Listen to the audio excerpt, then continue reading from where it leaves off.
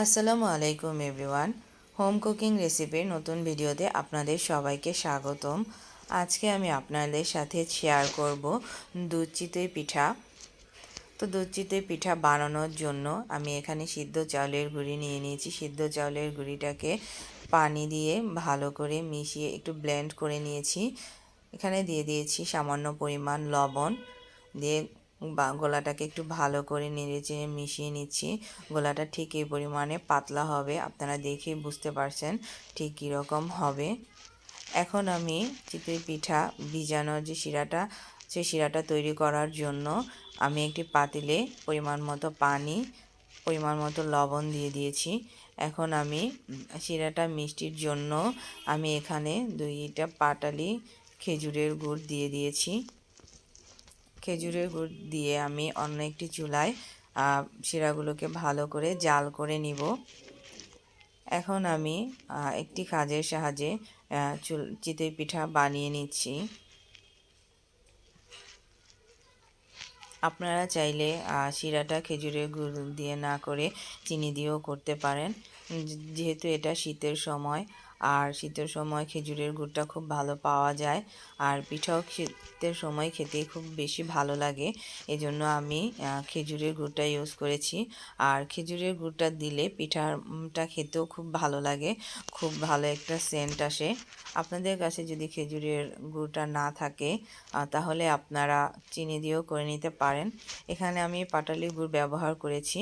আপনারা চাইলে খেজুরের যে ঝোলা গুড়টা পাওয়া যায় অনেক সময়, সেই ঝোলা গুড়টা দিয়েও এই শিরাটা তৈরি করে নিতে পারেন। ভিউয়ার্স, আমার পিঠাগুলো হয়ে গিয়েছে। এখন আমি পিঠাগুলোকে উঠিয়ে নিয়েছি। ওই একই রকমভাবে আমি আরেকবার খাজের মধ্যে দিয়ে দিচ্ছি পিঠাগুলোকে।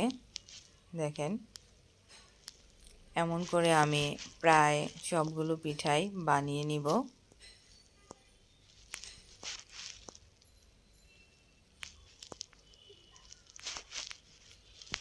এখন কাজটাকে একটা ঢাকনা দিয়ে ঢেকে দিব কিছুটা সময়। দেখেন ভিউয়ার্স, পিঠাগুলো কি সুন্দর হয়েছে। সবগুলোই পিঠা খুব সুন্দরভাবে ফুলে উঠেছে।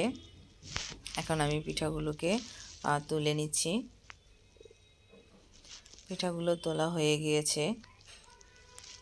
এইদিকে আমার যে আমি শিরাটা করার জন্য অপর চুলায় রেখেছিলাম, দেখেন আমার শিরাটাও প্রায় হয়ে আসছে।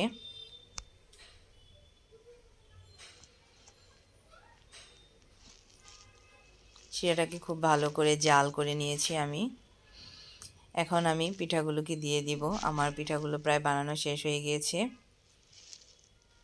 দেখেন ভিউয়ার্স, পিঠাগুলোকে দিয়ে দিচ্ছি খেজুরের শিরার মধ্যে।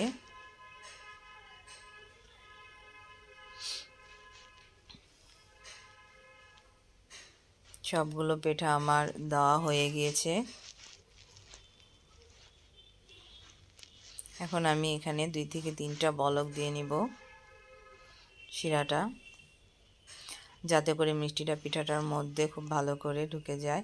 ভিউয়ার্স দেখেন, আমি কিছুটা সময় বলক দিয়ে রেখে দিয়েছিলাম, শিরাটা কি সুন্দর পিঠাগুলোর মধ্যে চলে গিয়েছে।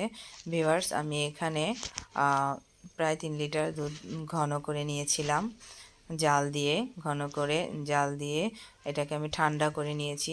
গরম অবস্থায় দেয়া যাবে না, ঠান্ডা করে এখন আমি পিঠার মধ্যে দিয়ে দিচ্ছি। দুধটা দিলে খুব ভালো লাগে পিঠাটা খেতে। এখন আমি পিঠার মধ্যে খুব ভালো করে এটা মিক্সড করে